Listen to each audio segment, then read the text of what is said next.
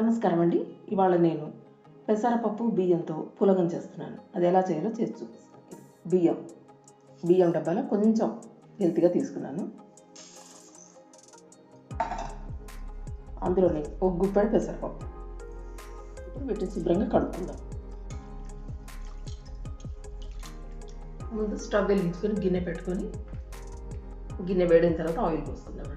కొద్దిగా అవసరం లేదు, ఎక్కువగా 2-3 స్పూన్లు వేసుకుంటే చాలు. నూనె వేడెక్కిన తర్వాత కొద్దిగా జీలకర్ర,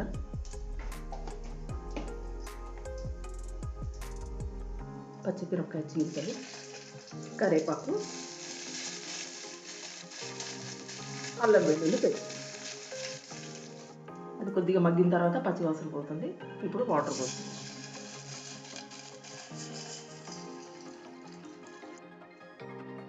సరిపడా ఉప్పు, రుచికి తగినట్లు వేసుకుందాం. నీళ్లు మరుగుతున్నప్పుడు కడిగి ఉంచుకున్న పెసరపప్పు బియ్యం అందులో వేద్దాం.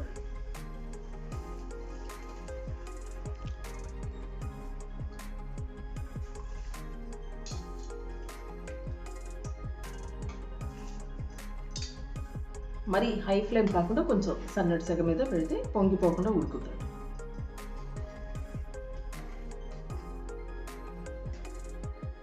పులగం తయారైందండి.